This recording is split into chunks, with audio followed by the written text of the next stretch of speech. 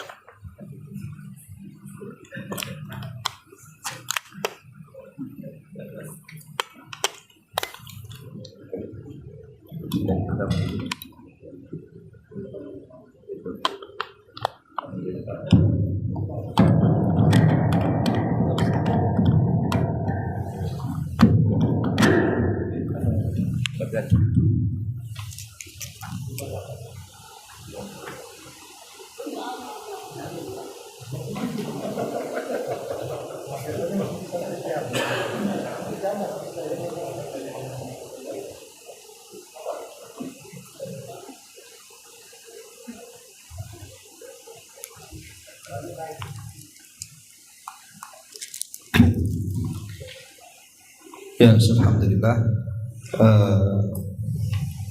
Kita mulai saja membahas tentang kitab Fiqh Asmaul Husna karya Profesor Dr. Abdul Razak bin Abdul Muhsin Al-Abbad Al-Badr.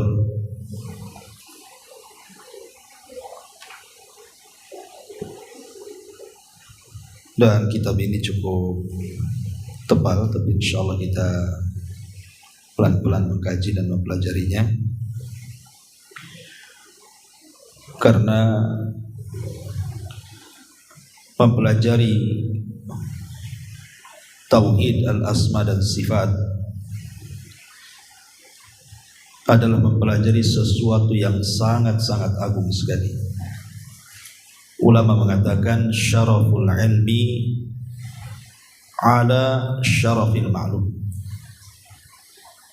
Mulianya sebuah ilmu itu karena ilmu yang dipelajari, dan tidak ada ilmu yang lebih mulia untuk dipelajari melebihi ilmu tauhid,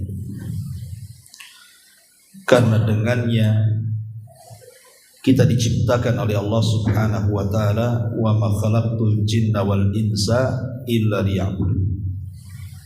Tidaklah kami ciptakan jin dan manusia kecuali untuk beribadah kepada Allah Subhanahu wa taala. Ma'asyiral muslimin yang muliakan Allah Azza wa Jalla, nanti kita di sini ada beberapa pembahasan tentang keajaiban Asmaul Husna. Di antaranya pengaruh nama-nama Allah dalam menciptakan alam semesta, kemudian juga pengaruh nama-nama Allah dalam peribadatan kita, kemudian juga pengaruh nama-nama Allah Subhanahu wa taala dalam kehidupan kita. Nanti semua akan dibahas dalam kitab ini, termasuk rincian tentang 99 nama Allah Subhanahu wa taala.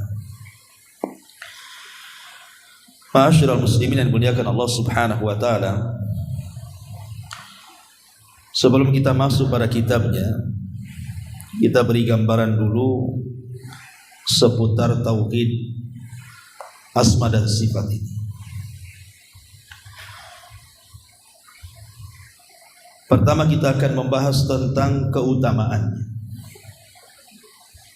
Sebab kalau kita tahu keutamaan sesuatu, maka kita terdorong untuk semangat mempelajarinya. Sebab kalau tidak ada keutamaannya, malaslah orang mempelajarinya. Lah mempelajari Asmaul Husna dan juga sifat-sifat Allah Subhanahu wa taala yang mulia, yang tinggi. Pertama adalah a'zam asbabi dukhulil jannah. Sebab yang paling besar dari sebab-sebab kita masuk surga. Dan ini tujuan hidup kita kan. Kenapa antum beribadah, sholat, lelah, puasa, lapar, haji, ngabisin duit dan begitu seterusnya. Alasan kita cuma satu. Dengan ibadah itu kita masuk surga. Plus sebab yang paling besar orang masuk surga itu adalah salah satunya ma'rifatu asma'illahi al-husna, mengenal nama-nama Allah yang baik. Dan itu disebutkan dalam hadis yang dikeluarkan Imam Bukhari. Nabi SAW mengatakan, Inna lillahi tis'ah wa tis'ina isman. Inna lillahi tis'atan wa tis'ina isman.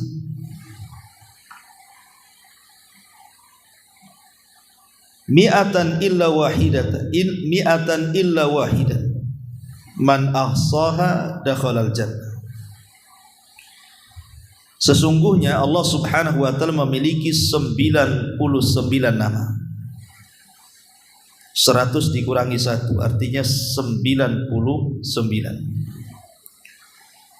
Man ahsaha, siapa yang menjaganya, dakhalal jannata, maka dia dimasukkan ke dalam surga. Apa makna man ahsaha, siapa yang menjaganya? Menjaga 99 nama itu dijanjikan surga. Arti menjaga artinya ada 3 atau ada 4 poin yang disebutkan para ulama. Pertama, hifdzuha, menghafalnya. Kita menghafal 99 nama. Kemudian yang kedua, ma'rifatu ma'naha, mengenal makna-maknanya. Karena setiap nama itu memiliki makna tersendiri dari nama-nama Allah yang lainnya. Kemudian yang ketiga, al-amalu bimuqtadhaha, berusaha mengamalkan isi kandungannya.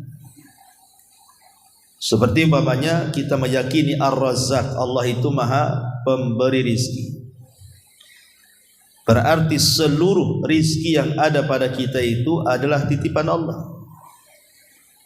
Kalau itu adalah titipan Allah Subhanahu wa taala, kemudian Allah memerintahkan kita untuk mengeluarkan zakat, sedekah, kita keluarkan. Itulah artinya kita mengamalkan isi kandungan. Atau contoh yang lain umpamanya as-sami, Allah maha mendengar. Berarti sifatnya adalah Allah mendengar seluruh ucapan kita. Konsekuensinya berarti jangan sampai kita asal ngomong, karena setiap ucapan kita didengar Allah Subhanahu wa taala. Itu artinya mengamalkan isi kandungannya. Kemudian yang keempat, du'auhu biha. Kita berdoa dengan nama-nama Allah yang indah itu. Karena Allah mengatakan walillahil asmaul husna fad'uhu biha. Allah itu memiliki nama-nama yang baik, maka berdoalah dengan nama-nama itu. Bahkan di antara syarat dikabulkan doa adalah berdoa dengan menyebut nama-namanya. Tentu disesuaikan dengan permintaannya. Kalau antum minta rizki, ya Razzaq, ya Razzaq, ya Razzaq, kan gitu. Kalau antum minta ampun, ya Ghaffar, ya Ghaffar, ya Ghaffar. Kalau antum minta rahmat, ya Rahman, ya Rahim, dan begitu seterusnya. Mintalah sesuai dengan nama-nama yang terkandung pada nama-nama Allah Subhanahu wa taala. Berarti di sini Allah memiliki 99 nama. Siapa yang menjaganya maka dia akan masuk surga. Maksudnya yang menjaganya adalah yang menghafalnya, yang mengetahui maknanya, yang mengamalkan isi kandungannya, dan yang berdoa dengan menyebut nama-namanya. Maka kalau 4 poin ini dilaksanakan, maka dakhalal jannah, kita akan dimasukkan ke dalam surga. Ini yang pertama. Yang kedua, ma'rifatu asma'illahil husna wa sifatihil ula, mengenal nama-nama Allah, asmaul husna dan juga sifat-sifat Allah yang tinggi itu adalah at-tariqur rais ila ma'rifatillahi azza wa jalla. Pondasi pertama yang kita tancapkan ketika mengenal Allah azza wa jalla. Apabila sesama makhluk saja ana ketemu antum, ana enggak kenal antum, pasti ana akan ngomong siapa namanya. Namanya dulu kan, namanya siapa? Kan itu. Nomor teleponnya berapa? Di mana rumahnya, dan begitu seterusnya. Itu sesama manusia. Kalau kita sudah kenal namanya, kenal karakternya dan begitu seterusnya, tentu kita lebih paham siapa dia. Maka walillahil masalul a'la. Tentu permisalan kepada Allah jauh lebih tinggi dibandingkan permisalan kepada makhluk. Jadi kalau seseorang itu tidak paham tentang nama-nama Allah yang indah dan sifat-sifat Allah yang tinggi itu, maka selamanya Anda tidak akan pernah mengenal siapa Allah. Bagaimana cara mengenal siapa Allah kalau tidak tahu namanya, tidak tahu sifat-sifatnya? Makanya mengenal atau mempelajari nama-nama Allah dan sifat-sifat Allah yang tinggi ini sangat penting sekali. Sangat penting sekali.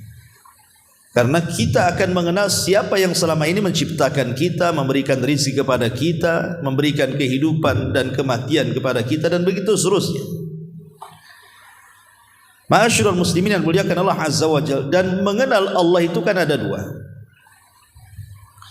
Maksudnya mengenal Allah itu yang bersyirikat antara kita dengan semua makhluk.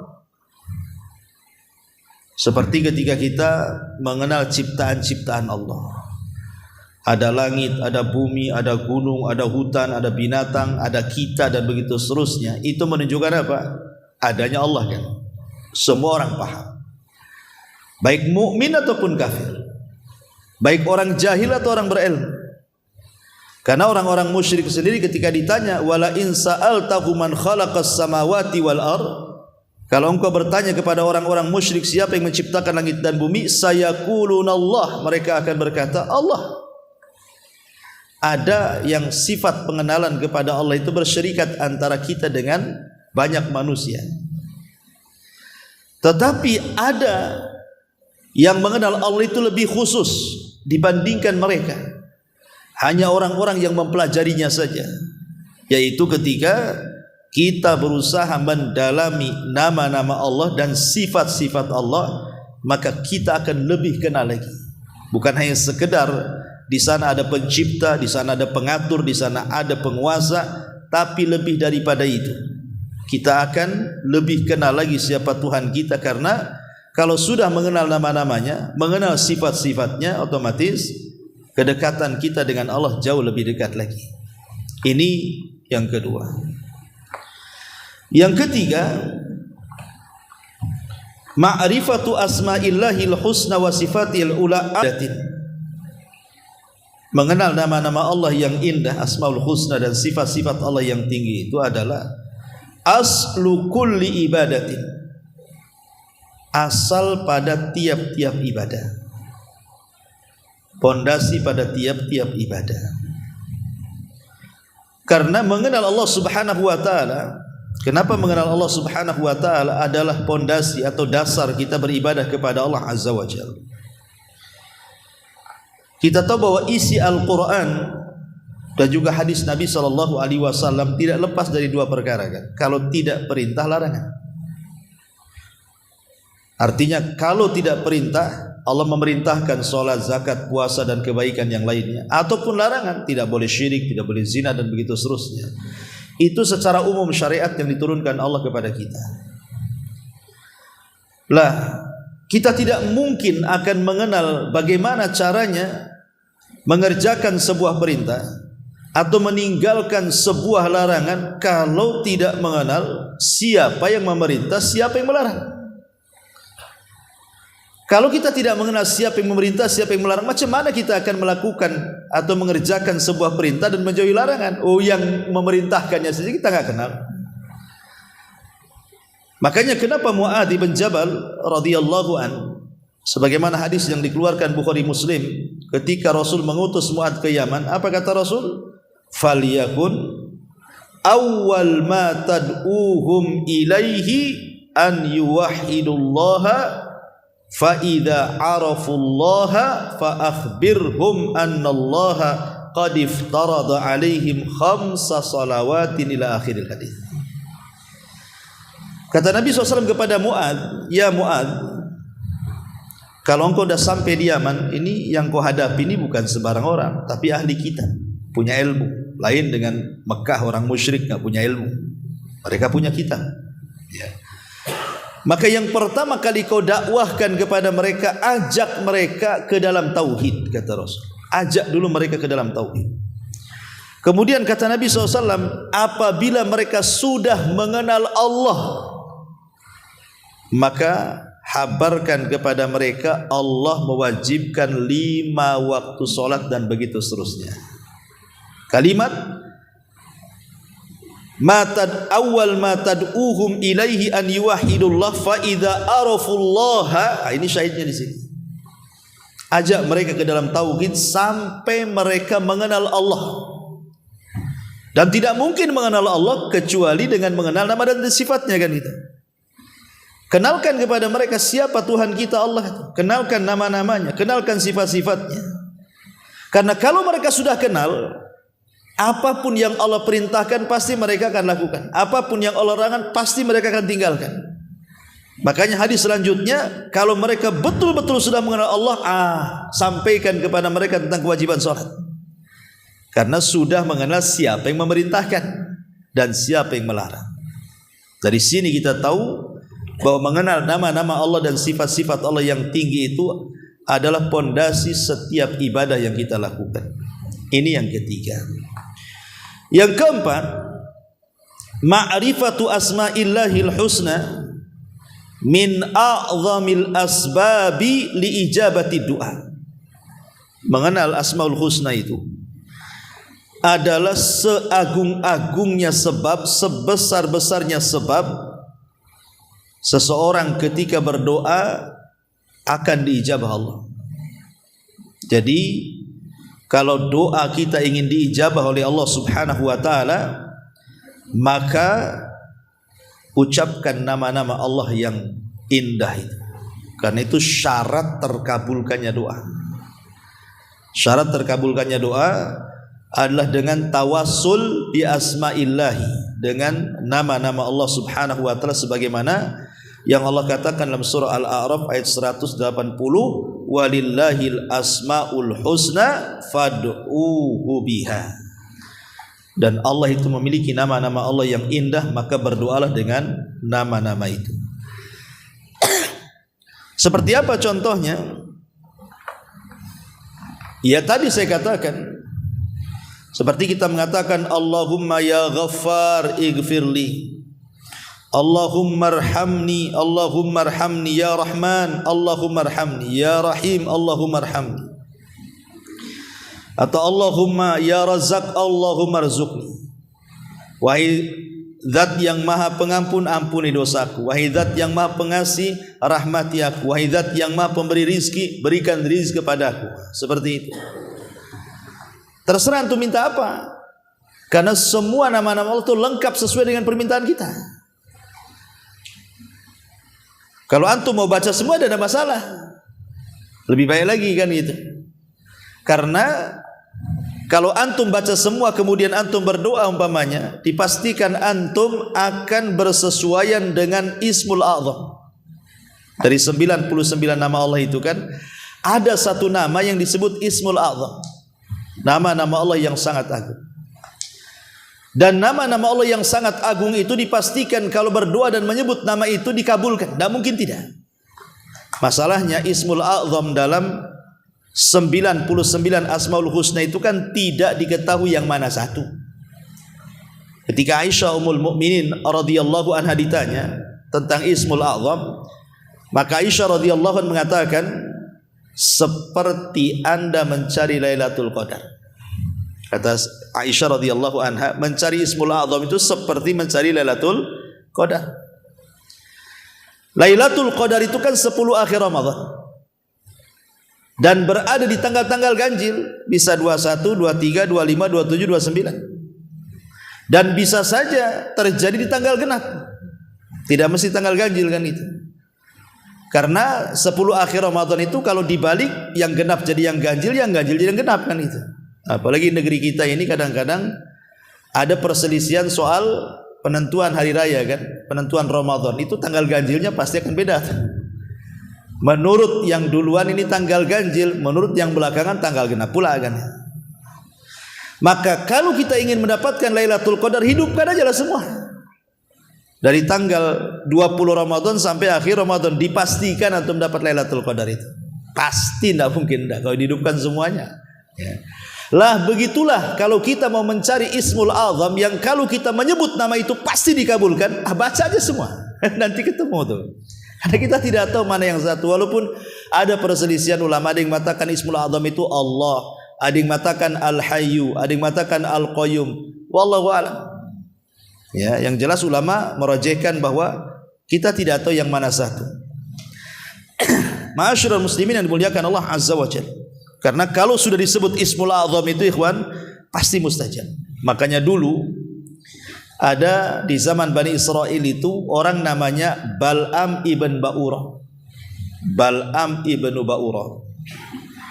Bal'am ibn Ba'urah itu kan terkenal tuh mustajab doa tuh. Kalau dia berdoa itu mustajab doanya tuh. Kenapa rahasianya? Karena Bal'am ibn Ba'urah itu menguasai Ismul A'zam, nama Allah yang agung yang ada dalam Taurat. Cuman karena dia diselewengkan mendoakan keburukan kepada Nabi Musa dan Bani Israel, makanya tidak diijabah oleh Allah. Masa Nabi Musa didoakan keburukan kan? Nggak mungkin kan itu. Dia nabi kan itu. Ma'asyiral muslimin yang dimuliakan Allah Azza wa Jalla. Ini yang keempat. Yang kelima,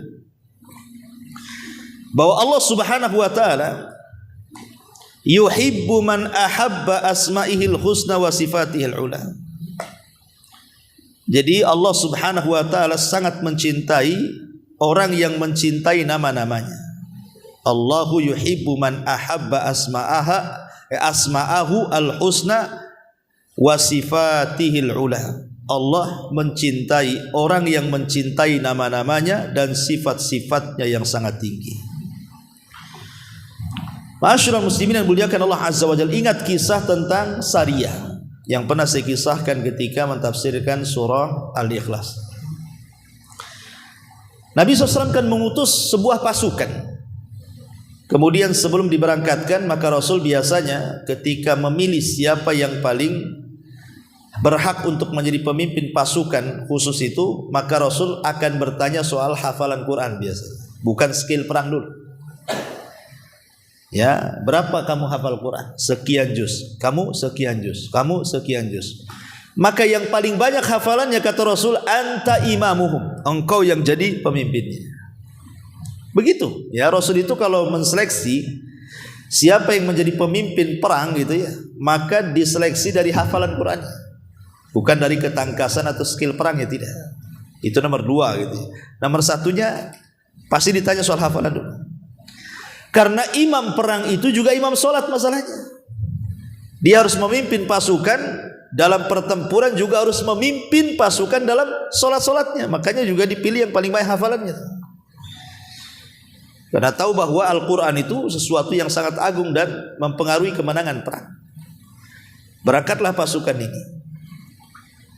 Ketika kemudian sepanjang perjalanan, tentu yang jadi jenderal perang juga jadi imam salat gitu. Masalahnya setiap dia salat tidak pernah membaca kecuali qul huwallah.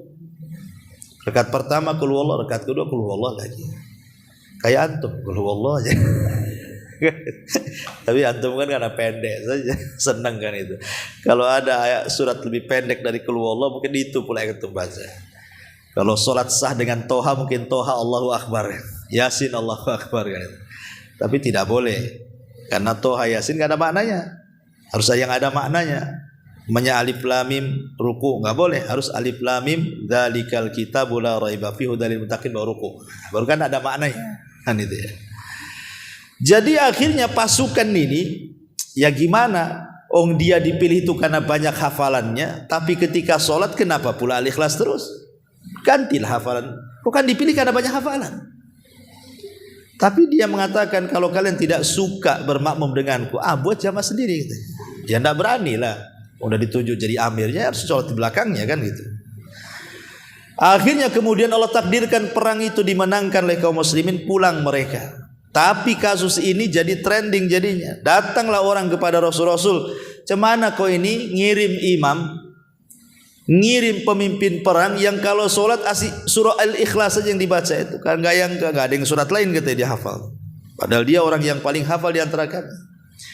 Maka Rasul memanggil amir itu dan mengatakan kepada amir ini, "Kenapa engkau lakukan seperti itu? Apa tidak ada ayat yang lain kau baca?" Tapi dia mengatakan, "Ya Rasulullah, fa in wa ana uhibbu an aqra'a biha." Rasul, kenapa aku suka dengan surat itu? Memang aku suka dengan surat itu masalahnya. Aku sangat suka dengan surat itu. Maka Rasul memberikan alasan kenapa kau suka. Maka dia mengatakan, li'annaha sifatur rahman. Karena di dalam surah Al-Ikhlas itu terdapat sifat-sifat Allah yang rahman, ahad, somad. Dan itu kan sifat-sifat Allah, nama-nama Allah yang agung dan sifat-sifat Allah yang mulia. Ketika Nabi tahu alasannya kenapa kemudian dia terus membaca itu, karena cinta dengan nama-nama Allah yang tinggi yang mulia itu, maka Rasul mengatakan apa? Hubbuka iyyaha adkhalakal jannah. Kecintaanmu kepada surat Al-Ikhlas karena ada sifat Rahman di situ, maka Allah akan masukkan kau ke surga. Dari sini apa? Bahwa Allah mencintai orang yang mencintai nama-namanya. Sehingga Rasul mengatakan kecintaan kita kepada nama Allah menyebabkan kita masuk surga. Ini yang kelima. Yang keenam, man arafa asma Allahil husna wa sifatihil ula kama yanbaghi faqad arafa kulla syai'in. Siapapun yang mengenal nama-nama Allah yang husna, yang indah, dan sifat-sifat Allah yang tinggi, tentu sebagaimana yang harus kita yakini dan yang layak kita yakini untuk Allah, faqad arafa kulla syai', maka dia sudah mengetahui segala sesuatu. Jadi kalau kita ini mempelajari nama-nama Allah dan sifat-sifatnya dan kita paham, maka kita mengetahui segalanya. Karena contoh umpamanya kita paham bahwa di antara nama Allah itu adalah Al-Khaliq umpamanya. Allah itu zat yang Maha menciptakan. Berarti kita tahu bahwa selain Al-Khaliq adalah makhluk. Berarti kita makhluk, semua makhluk selain Khaliq itu. Mau gunungnya, mau lautannya, mau langit buminya, mau jinnya, mau malaikatnya, semua makhluk. Karena kita tahu bahwa Khaliq itu hanya Allah. Ketika kita kemudian meyakini bahwa Allah itu Ar-Razzaq, Maha pemberi rizki, berarti selain daripada Allah semuanya marzuk, semuanya diberikan rizki oleh Allah Subhanahu wa ta'ala. Tidak makhluk yang berakal, malaikat, jin dan manusia, tidak makhluk yang tidak berakal, gunung-gunung, semuanya Allah yang kasih rizki. Wa ma min dabatin fil ar illa 'alallah rizquha. Atau kalau mengenal siapa nama Allah, umpamanya Allah itu kita kenal Al-Malik, raja, berarti seluruh di bawah Allah adalah hambanya. Kalau kita mengenal Allah, Allah itu Al-Ghani, Maha Kaya, berarti selain Allah semua miskin. Kita ini semua fuqara ilallah, miskin, butuh kepada Allah. Jadi kalau kita mempelajari nama Allah, jadi tahu semuanya. Ya, itulah makanya pentingnya mengenal nama Allah. Jadi kita tidak akan sombong di hadapan Allah. Apa yang disombongkan? Ketika kita mengatakan Allah raja, berarti kita ini budaknya. Ketika Allah mengatakan kaya, berarti kita ini miskin. Ketika Allah subhanahu wa ta'ala mengatakan pencipta, kita ini yang diciptakan. Apa yang disombongkan lagi di hadapan Allah subhanahu wa ta'ala? Ma'asyiral muslimin yang dimuliakan Allah azza wa jalla. Kemudian yang nomor 7, mengenal nama-nama Allah al-husna, ma'rifatu asma'il husna wa sifatihil ula turithu khasyatallahi azza wa jalla. Mengenal nama-nama Allah yang indah dan sifat-sifat Allah yang tinggi itu melahirkan perasaan takut dan juga harap dan juga cinta. Dan 3 perkara ini termasuk arkan ibadatil qalbi, rukun ibadah hati. Rukun ibadah hati itu ada 3. Pertama cinta, yang kedua takut, yang ketiga harap. Dan itu bisa kita dapatkan dengan mempelajari nama dan sifat-sifatnya. Contoh saja umpamanya Bismillahirrahmanirrahim. Bismillahirrahmanirrahim. Alhamdulillahirabbil alamin. 2 ayat ini saja melahirkan 3 sifat ini. Karena sifat Allah kan terbagi menjadi beberapa bagian. Ada yang disebut dengan sifat jalalah. Sifat jalalah itu sifat yang menunjukkan keagungan Allah, kebesaran Allah, kemahaan Allah. Itu namanya jalalah. Ada yang disebut dengan sifat jamalah. Sifat jamalah itu sifat yang menunjukkan kelembutan, keindahan. Jadi satu sisi ada sifat itu menunjukkan apa? Kemuliaan, kemahaan gitu ya, kemahakuasaan, kebesaran, keagungan. Sisi lain terbalik, ada sifat menunjukkan kelembutan, keindahan gitu. Lah sifat yang menunjukkan azamah itu akan melahirkan takut. Jadi sifat Allah itu yang menunjukkan Allah itu maha perkasa, maha segala-galanya, ala kulli syai'in qadir gitu ya. Itu akan melahirkan takut, ikhwan. Karena kalau Allah subhanahu wa ta'ala maha perkasa, berarti tidak ada siapapun yang bisa menyakiti Allah, tapi Allah bisa menyakiti siapapun. Karena Allah itu qahir fauqa ibadi. Dia bisa saja mengirimkan apapun bencananya kepada hamba-hambanya. Lahir perasaan takut kan? Takut kalau Allah subhanahu wa ta'ala sewaktu-waktu mengirim bencana pada kita. Karena Allah itu qahir, aziz. Tapi satu sisi juga melahirkan sifat takut tuh. Tapi satu sisi juga melahirkan sifat harap dan sifat cinta ketika kita berhadapan dengan sifat-sifat Allah yang lembut, yang jamal, yang indah, seperti Rahman, Rahim. Berarti sifatnya apa? Kasih sayang. Berarti kalaupun kita seandainya banyak dosa gitu kan, masihlah ada kesempatan bertobat dan Allah terima, karena Allah itu rahmatnya lebih luas dibandingkan murkanya. Ada harapan diterima kan itu ya. Nah, kemudian juga lahir sifat cinta, karena dari harapan itu muncul perasaan cinta. Cinta kepada Allah subhanahu wa ta'ala, karena Allah masih memberikan kesempatan kepada kita. Lah disitulah mempelajari nama Allah dan sifat-sifat Allah itu, ya terwarisilah 3 sifat yang mulia ini: cinta, harap, dan takut. Kemudian yang nomor 8, mempelajari nama Allah subhanahu wa ta'ala, mempelajari nama-nama Allah subhanahu wa ta'ala, asmaul husna, dan sifat-sifat Allah yang tinggi. Sabilun ilan najati minadz dzunubi wal ma'asi wa iqbalu ala ta'ati. Salah satu jalan untuk menyelamatkan kita terbebas dari dosa-dosa dan maksiat, dan kita lebih fokus untuk bisa melakukan kepada ketaatan kepada Allah subhanahu wa ta'ala. Ma'asyiral muslimin yang dimuliakan Allah azza wa jalla, karena kalau kita mempelajari contohnya umpamanya Allah subhanahu wa ta'ala, bisa saja di antara nama-nama Allah adalah Al-Muntakim, ya, memberikan suatu ketika akan memberikan hukuman kepada hamba-hambanya. Bisa saja Allah Subhanahu wa taala ghadab ataupun marah, itu kan diantara sifat Allah, tapi kan itu sifat fi'liyah ya. Kalau saya boleh gambarkan biar antum enggak pusing. Jadi setiap nama itu kan mengandung sifat. Ingat, setiap nama Allah itu pasti ada sifatnya.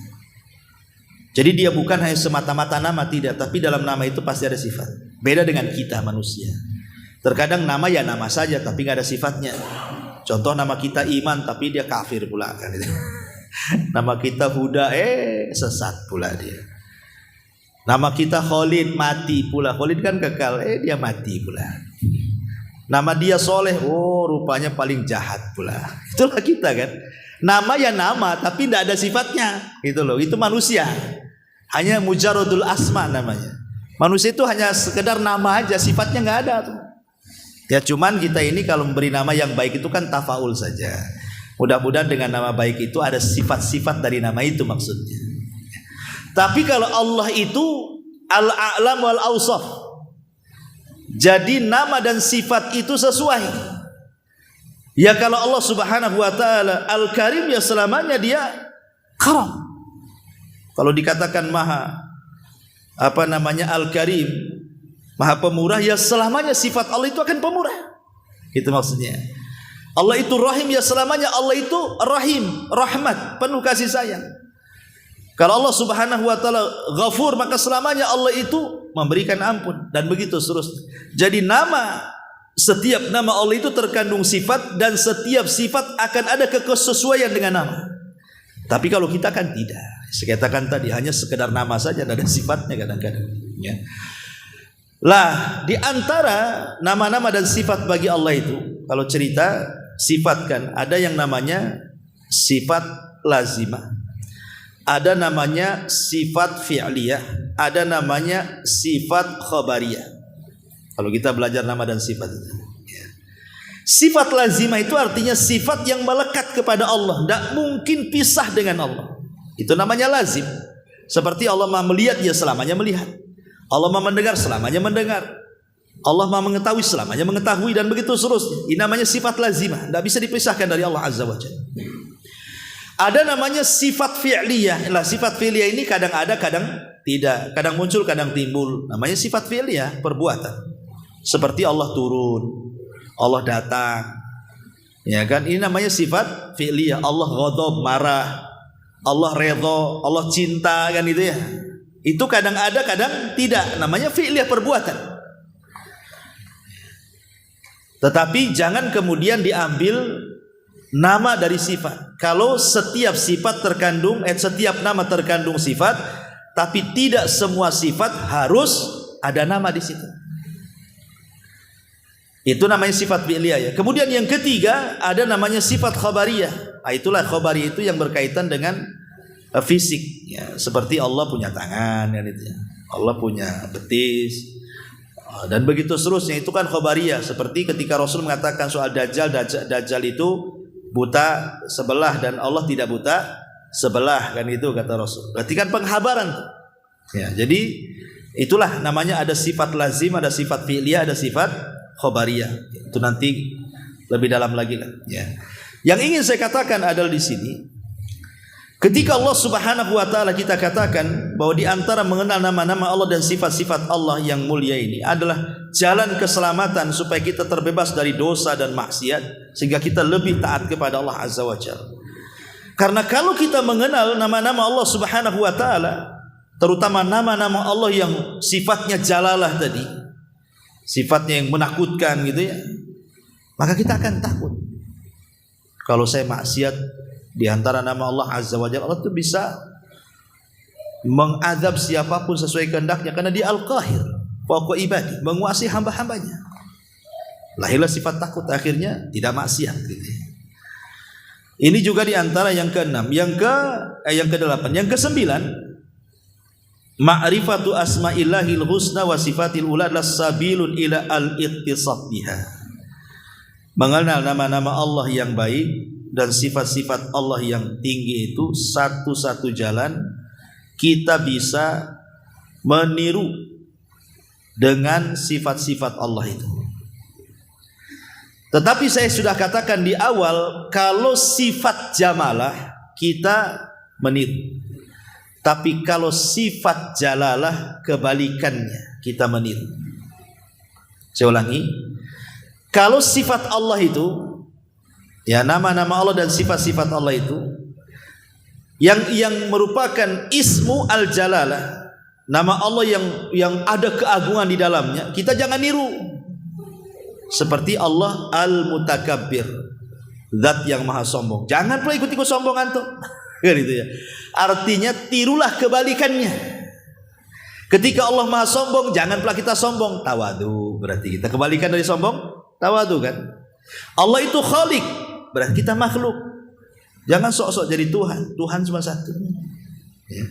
Kemudian Allah Subhanahu wa taala, apalagi yang sifatnya al-jalalah itu Rabb, berarti kita marbu.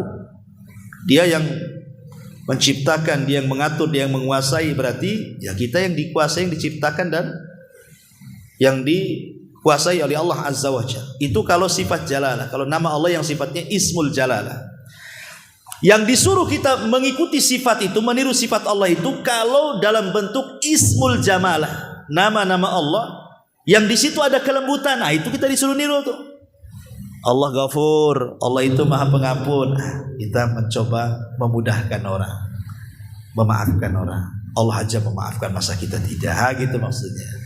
Allah Rahim, maha lembut, ya, maha kasih sayang. Kita berusaha untuk kasih sayang juga, ya, dan begitu seterusnya. Jadi yang kita meniru sifat Allah itu dari ismul jamalah, nama Allah yang sifatnya lembut dan indah. Tapi kalau nama Allah yang sifatnya jalalah keagungan, maka tirulah kebalikannya. Ma'asyiral muslimin yang muliakan Allah Azza wa Jalla. Kemudian yang nomor 10, ma'rifatu asma'illahil husna wa sifatil ula adalah hiya tariqu ila islahil qulub wa tazkiyatun nufus. Mengenal asmaul husna itu dan sifat-sifat Allah adalah jalan untuk memperbaiki hati dan membersihkan hati. Di sini kata para ulama, wa tazkiyatun nafsi hiya da'watul anbiya'i wal mursalin. Membersihkan diri jiwa ini adalah asas dakwahnya para nabi dan rasul. Walidzalika lama da'a Musa Fir'auna. Oleh karena itulah ketika Nabi Musa mendakwahkan Fir'aun, qala lahu, maka Musa mengatakan, halaka ila antazakka, tidakkah engkau mau membersihkan jiwamu wahai Fir'aun? Dalam surah An-Nazi'at ayat 18 itu. Dan juga Allah mengatakan kepada dakwah Nabi kita Muhammad dalam surah surah Jumat ayat kedua, huwallazi ba'atsa fil ummiyina rasulan minhum yatslu alaihim ayatihi wa yuzakkihim wa yuallimuhumul kitaba wal hikmah. Dialah yang telah mengutus kepada umat yang ummi seorang rasul, membacakan kepada mereka ayat-ayatnya dan mengajak mereka untuk membersihkan jiwa. Wa yuzakkih. Kalimat tazkiyah ini kalimat umum ikhwatu fiddin. Dan kata Nabi SAW ketika seorang laki-laki bertanya soal ma tazkiyatul mar'i nafsah, Rasul, bagaimana orang itu bisa membersihkan jiwanya? Bagaimana caranya? Maka Nabi SAW mengatakan, ya'lam annallaha ma'ahu haitsu kana. Engkau tahu Allah itu bersamanya dimanapun ia berada. Kalau kita merasa Allah bersama kita dimanapun kita berada, hati kita akan tenang, karena ada Allah masalahnya. Mau takut sama siapa? Ada Allah kok. Kan itu ya. Lah tidak mungkin kita ini meyakini Allah bersama kita, Allah ada bersama kita. Walaupun dia berada di atas ketinggian, tetapi kebersamaannya akan terus bersama kita kaum muslimin, kecuali kita mempelajari nama-nama Allahnya dan sifat-sifatnya, kan itu. Baru kita yakin Allah itu senantiasa bersama kita dimanapun kita berada. Tapi bukan berarti Allah di mana-mana, tidak. Maksudnya kebersamaan di sini ya Allah memantau, Allah melindungi, Allah menjaga dan begitu seterusnya. Ya. Ma'asyiral muslimin yang dimuliakan Allah Azza wa Jalla. Kemudian yang nomor 11, annal ilma billahi wa asma'ihi wa sifatihi. dan mempelajari ilmu tentang Allah, tentang nama-namanya, tentang sifat-sifatnya. Asyraful ulum wa ajalluha alal itlaq. Semulia-mulianya ilmu, seagung-agungnya ilmu secara mutlak. Ya, kalau kita mempelajari nama-nama Allah, sifat-sifatnya, wujud Allah Subhanahu wa taala, inilah ilmu yang sesungguhnya yang antum harus pelajari. Karena selama ini antum beribadah kepada siapa? Kepada Allah. Antum sholat untuk siapa? Untuk Allah. Antum puasa untuk siapa? Untuk Allah. Antum zakat untuk siapa? Untuk Allah. Antum datang lo ke pengajian untuk siapa? Karena Allah. Lah kalau semua yang kita lakukan karena Allah, untuk Allah, demi Allah dan begitu seterusnya, berarti ketika kita mempelajari yang selama ini kita sembah, mempelajari nama dan sifat-sifatnya, maka disitulah letak bahwa ilmu ini adalah ilmu yang sangat agung. Syaraful ilmi ala syarafil ma'lum. Mulianya sebuah ilmu karena mulianya ilmu yang kita pelajari. Kemudian juga yang nomor 12, anna ma'rifatallahi ta'ala bi asma'ihil husna mimma yazidul iman. Bahwa mempelajari nama-nama Allah dan sifat-sifatnya adalah perkara yang bisa menambah keimanan kita kepada Allah Azza wa Jalla. Karena kalau mempelajari nama-nama Allah yang indah dan sifat-sifat Allah yang tinggi itu, terkandung padanya 3 tauhid nantinya. Di dalamnya ada rububiyah, di dalamnya ada uluhiyah, di dalamnya ada asma dan sifat. Jadi 3-tiganya terangkum di sini. Dan itulah yang melahirkan iman. Kemudian yang nomor 13, annallaha khalaqal khalqa liya'rifuhu wa ya'buduhu. Allah ketika menciptakan kita sebagai makhluknya tujuannya apa? Supaya kita kenal Allah, supaya kita menyembah Allah. Dan inilah maksud tujuan pertama Allah ciptakan kita.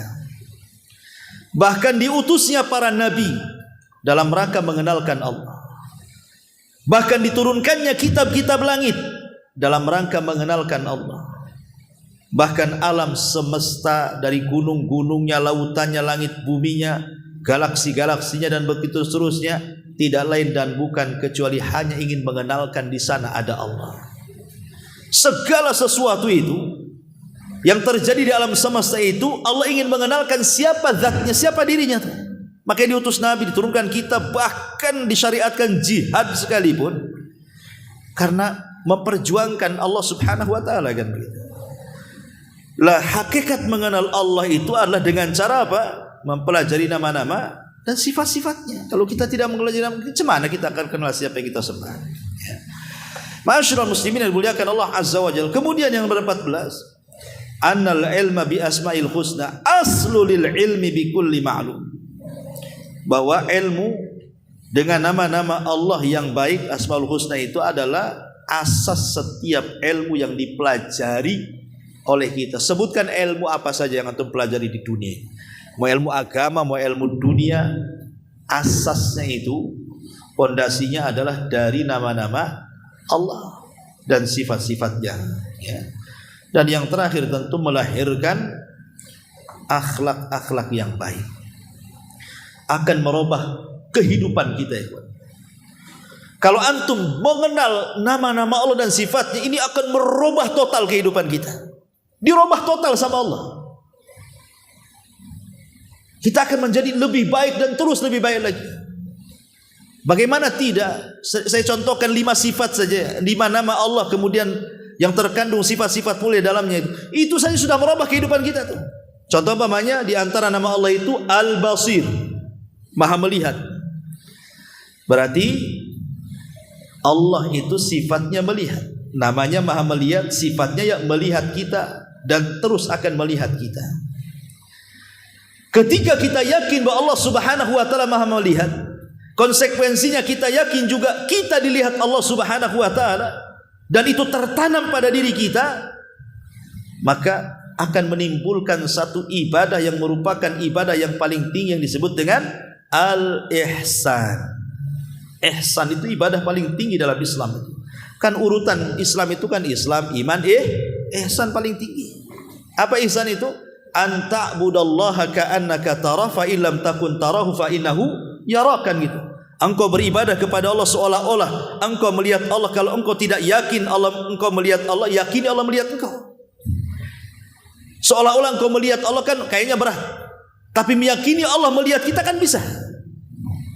Ketika kemudian keyakinan kita bahwa Allah Maha melihat dan kita merasa dilihat Allah, tidak mungkin antum maling.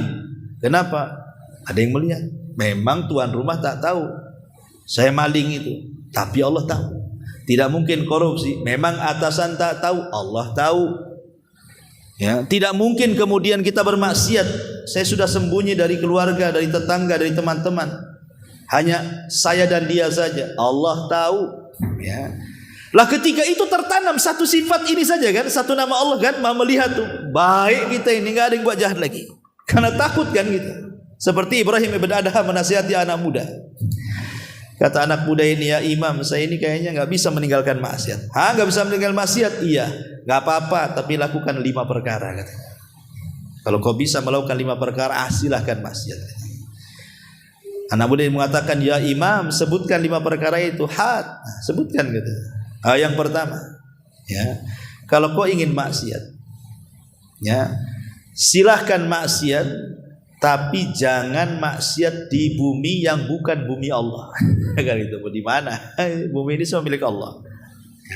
Berat ini ya Allah. Semua planet milik Allah. Enggak ada planet yang enggak milik Allah tuh. Kalau gitu boleh. Yang kedua, silahkan maksiat. Tapi jangan makan dari rezeki Allah. Ya enggak mungkin lah. Semua rezeki dari Allah. Yang ketiga, silakan maksiat tadi cari tempat yang Allah tidak tahu. Di mana kira-kira itu? Di lubang mana tuh? Nggak ada, semua Allah tahu. Yang keempat ya imam, ya gitu saja sudah. Kalau kau ingin maksiat nggak apa-apa, tapi nanti kalau ada malakul maut datang, mau nyabut nyawamu, tawar-tawaran dengan dia. Jangan dicabut dulu lah. Besok aja aku hari ini tobat tuh bisa katanya. Kalau bisa ya silahkan tawar-tawaran dengan malaikat maut. Yang terakhir aja imam katanya, berat semua nih 4-4-nya. Yang kelima apa? Yang kelima kalau kau mati, kemudian malaikat Zabaniyah menyeret kamu ke neraka, kau halolah Zabaniyah itu. Jangan masukkan aku ke neraka, masukkan aku ke surga. Bisa? Kalau bisa, lakukan maksiat.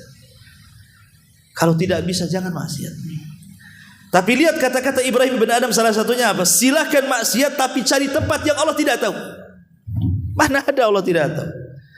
Maka kalau kita meyakini Allah itu Maha melihat dan kita yakin kita dilihat Allah, maka terjadilah sifat muraqabah alias ihsan. Ini baru sifat Allah aja kita sudah baik. Gimana dengan as-sami, Allah mendengar. Kemudian Allah alim, Allah Maha mengetahui. Makin baik lagi. Maka kalau kita mempelajari nama-nama Allah yang indah ini, kawan, akan merubah semua kehidupan kita. Inilah 15 poin tentang rahasia di balik nama-nama Allah Subhanahu wa ta'ala. Tetapi ada yang ingin saya bahas sedikit. Saya pernah di YouTube itu ada seseorang yang melakukan pengobatan dengan asma dan sifat, dengan pengobatan Asmaul Husna. Jadi saya perhatiin itu. Awalnya saya karena bahas ini jadi tertarik, jadinya saya nonton jadinya. Jadi dia tulis. Jadi contohnya umpamanya dia ingin mengobati telinga. Mungkin telinga budak atau apa gitu. Itu nanti ditulis di kertas nama Allah As-Sami, Maha mendengar. Kemudian diletakkan di air itu. Dimasukkan ke air. Jadi tulisannya As-Sami, Maha mendengar, dimasukkan ke air sambil kita menyebut nama-nama asma Allah. As-Sami, As-Sami, Ya Sami, Ya Sami, Ya Sami. Kemudian nanti diambil tetesannya, dicelupkan ke telinga. Nanti hilang budeknya itu. Kalau penyakit telinga katanya. Ya kalau penyakit yang lain ya sesuai dengan nama Allah gitu. Apa penyakitnya, ambillah nama yang sesuai dengan penyakit itu. Jadi saya coba-coba baca-baca. Rupanya ada fatwa daripada Asy-Syaikh Ibnu Utsaimin rahimahullahu taala. Kita tahu bahwa obat itu terbagi menjadi 3. Ada obat itu menjadi obat berdasarkan nas Quran dan Sunnah bahwa itu obat. Seperti habatus sauda, jelas hadisnya. Habatus sauda mengobati semua penyakit kan itu ya. Madu jelas. Zam-zam jelas, minyak zaitun jelas, kan itu jelas ada dalilnya kan. Ya. Kalau itu jelas berdasarkan Quran Sunnah itu obat, jangan ragu-ragu, jadikan itu obat. Bekam obat kan itu jelas itu kan. Yang kedua, ada obat itu memang tidak ada dalam Quran dan Sunnah, tetapi ada tajribah, ada penelitian bahwa kalau minum itu sembuh. Kalau ngeracik daun-daunan akar-akaran ini memang mengandung ini itu dan bisa menyembuhkan penyakit ini itu, dan itu sudah terbukti dan lebih dari 50% sembuh umpamanya. Ya enggak masalah. Ya. Kemudian yang ketiga, ada obat itu tidak ada dalil Quran dan Sunnah, tidak pula ada penelitian secara medis, baik kedokteran ataupun herbalis gitu ya. Tiba-tiba dijadikan obat, itu namanya menjadikan sebab yang bukan sebab, jatuh ke syirik kecil. Sekarang kembali kepada pengobatan dengan Asmaul Husna tadi. Ambil kertas, ingin mengobati penyakit telinga, ditulis As-Sami, dimasukkan ke air, kemudian dibaca Ya Sami'u, Ya Sami'u, Ya Sami'u, kemudian diletakkan. Pernah enggak dokter meneliti ini? Air yang dicemplungi, apa kertas yang itu asma sifat ini mengandung ini itu bakteri, membunuh bakteri telinga atau apalah namanya kan belum ada penelitian. Berarti kalau belum ada penelitian ini bukan obat, itu maksudnya. Carilah obat itu yang jelas, jangan yang belum jelas gitu ya. Nah, itulah ini diantara faedah yang berkaitan dengan nama-nama dan sifat Allah Azza wa Jalla. Secara umum ikhwatu fiddin, Asmaul Husna bisa menjadi obat, tapi jangan kemudian membuat sesuatu yang tidak pernah dibuat. Baik dalam dunia kesehatan, kedokteran, farmasi atau yang semacamnya, herbalis kan gitu. Ataupun mungkin dunia-dunia sebelumnya. Itu namanya coba-coba namanya kan. Menjadikan sebab yang bukan sebab namanya kan. Itu kalau diyakini bahaya tuh. Wallahu a'lam. Ini diantara rahasia Asmaul Husna. Taib. Sekarang kita masuk pada sedikit bicara kaidah. Kaidah yang berkaitan dengan Asmaul Husna dan sifat-sifat Allah. Yang pertama, nama-nama Allah itu semua baik. Semua nama Allah itu indah. Umpamanya kita ini mau memberi nama, kita karang satu nama untuk Allah Subhanahu wa ta'ala. Apa ya kira-kira kita sematkan kepada Allah? Umpamanya kita katakan Allah itu muhandis. Apa muhandis? Insinyur. Umpamanya gitu. Kita sematkan kalimat insinyur kepada Allah. Jadi sebelum menyebut nama Allah ada insinyur Allah umpamanya. Atau lebih daripada itu profesor atau apa kan. Maka kita tidak bisa memberi nama Allah seindah Allah memberi namanya kepada dirinya. Ya, makhluk tidak akan mampu menciptakan satu nama yang disematkan kepada Allah lebih indah dibandingkan Allah memberi nama terhadap dirinya sendiri. Karena semua nama-nama Allah itu indah. Bisa dipahami? Nah, itulah nama-nama Allah. Kenapa disebut husna? Husna itu ghayatul husni, puncak dari keindahan, itu disebut husna. Ini yang pertama. Yang kedua, isbatu asma'illahi ta'ala wa sifatihi. Menetapkan nama dan sifat bagi Allah itu cukup dengan apa yang ditetapkan Allah saja dalam Quran atau Nabi SAW dalam hadis-hadisnya yang sahih. Jangan membuat nama-nama yang tidak Allah namakan dirinya. Jangan pula membuat nama-nama yang Rasul tidak memberikan nama kepada Allah Subhanahu wa taala. Tetapkan yang ada saja. Karena nama-nama Allah adalah sifatnya tauqifiyah, terima jadi. Ya, ini yang kedua. Yang ketiga, nama-nama Allah Subhanahu wa taala itu ghairu mahsura, tidak terbatas. Ingat, nama-nama Allah itu tidak terbatas. Adapun hadis innalillahi tis'atan wa tis'ina isman, Allah itu memiliki 99 nama. Faman ahsaha dakhalal jannah, siapa yang menjaganya masuk surga. Ini bukan pembatasan. Yang 99 nama inilah ini yang harus kita renungkan, kita hafalkan, kita pelajari. Tetapi bukan berarti 99 nama Allah itu terbatas hanya 99, tidak. Nama Allah itu banyak. Nama Allah itu banyak. Makanya kenapa Nabi SAW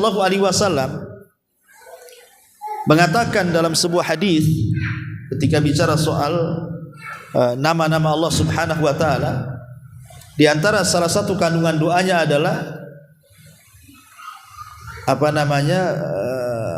ista'sarta fi ilmil ghaibi indak, apa yang kau sembunyikan dari kegaiban yang ada di sisimu.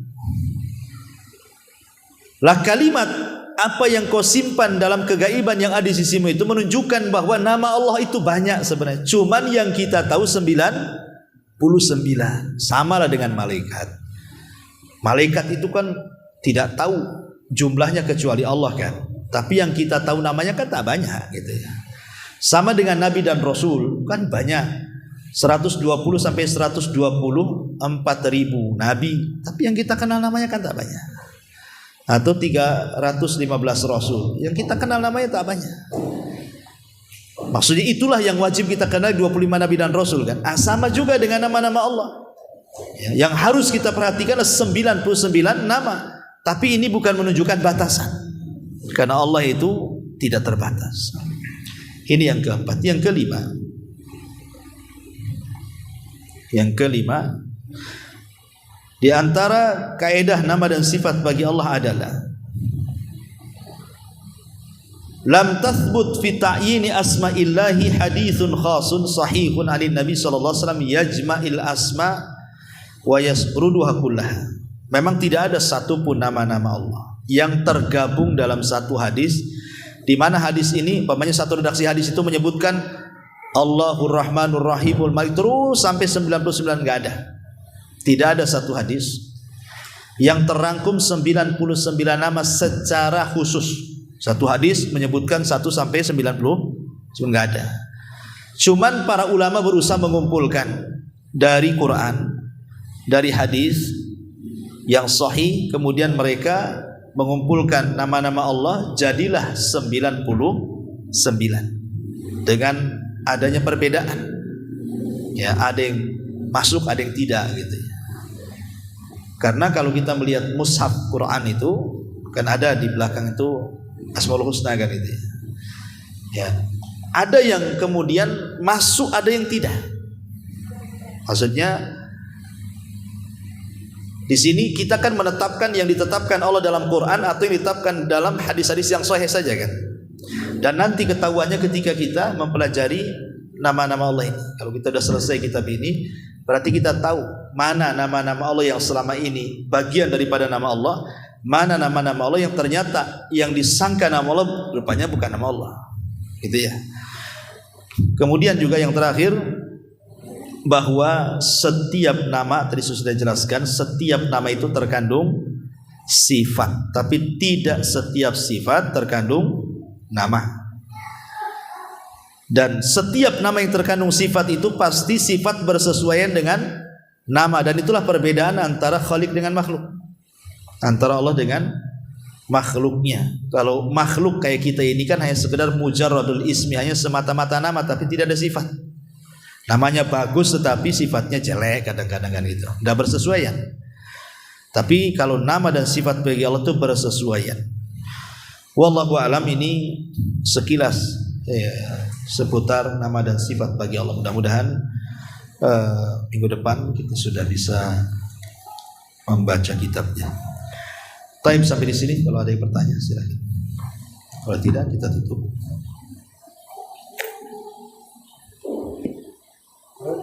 Ya. Waalaikumsalam. Ya itu bukan pembatasan. Ya, bukan pembatasan. Nama dan sifat itu tidak terbatas. Nama dan sifat itu kan diciptakan berdasarkan akal. Nanti dijelaskan kalau sudah sampai pembahasannya ada. Ya. Bahasannya ada. Jadi yang mengasas tentang masalah itu kan Abul Hasan Al-Asy'ari rahimahullahu taala, yang kemudian mencetuskan akidah itu. Tetapi itu kan berdasarkan sesuatu yang masuk di akal saja. Bismillah Ustaz, apa hukumnya jika kita memberi nama anak dengan sifat Allah seperti Rahman, namanya di ujung terakhir, nama di ujung terakhir, berarti di awalannya apa?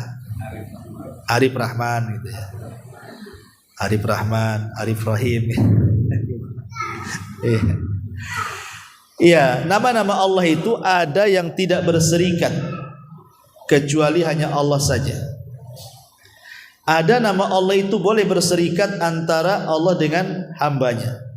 Ada nama-nama itu yang nama-nama diambil dari sifat tapi terkandung kekhususan bagi Allah. Saya contohkan begini. Yang tidak boleh berserikat Allah. Makanya dulu ada seorang mutanabbi, seorang penyair, dikafirkan para ulama gara-gara punya anak dikasih nama Allah. Anaknya kasih nama Allah, dikafirkan para ulama mutanabbi itu. Punya anak kasih nama Allah, siapa namanya? Allah katanya. Kafirkan para ulama. Nggak boleh kasih nama anak kita Allah. Ar-Rabb, itu khususan bagi Allah. Ya, itu namanya nama yang tidak boleh berserikat kan ini. Kemudian contoh yang kedua boleh berserikat seperti Al-Aziz. Boleh berserikat. Siapa namanya? Al-Aziz. Makanya dalam surah Yusuf Allah mengatakan Imra'atul Aziz. Nah, di situ yang merawat Nabi Yusuf kan namanya Al-Aziz. Perempuannya Zulaiha kan. Kan namanya Al-Aziz. Ya berarti boleh nama Al-Aziz berserikat. Tapi ada nama diambil daripada sifat tetapi terkandung nama yang merupakan kekhususan bagi Allah. Ini tidak boleh. Contoh mamanya dikasih nama, siapa namanya? Namanya Malikul Muluk, rajanya para raja, atau mungkin bahasa raja di raja gitu ya. Tidak boleh. Rajanya para raja ya Allah sajalah. Sudah dikasih anak kita. Siapa namanya? Arhamur Rahimin. Arhamur Rahimin hanya Allah saja gitu. Dia yang paling rahman gitu. Kalaupun harus menggunakan nama-nama dan sifat-sifat Allah itu, maka sandarkan kepada kalimat abdun. Nah, boleh Abdurrahman, Abdullah, Abdurrahim, kan itu ya. Boleh seperti itu. Kalaupun harus kemudian mengambil nama-nama Allah, maka diidhofahkan dengan kalimat abdun. Abdullah, Abdurrahim, Abdul Ghafur, dan begitu seterusnya. Ya. Adapun kalimat Alif Rahman, Alifur Rahman ya, Alifur Rahman. Alifur Rahman. Alif itu artinya yang lembut. Rahman itu artinya maha kasih sayang kan itu ya. Ya. Alifur Rahmani. Berarti mudhaf ilaih. Mudhaf ilaih. Enggak bisa Alifur Rahman. Harusnya dia naat man'ut itu ya. Harusnya Al-alifu ar-rahmanu atau alifun rahmanun gitu ya. Bisa lah. Kalau mudhaf ilaih arifnya rahman gitu ya. Kalau sifat kan alif yang rahman gitu. Bedanya naat man'ut dengan mudhaf ilaih itu artinya begitu. Wallahu alam ya.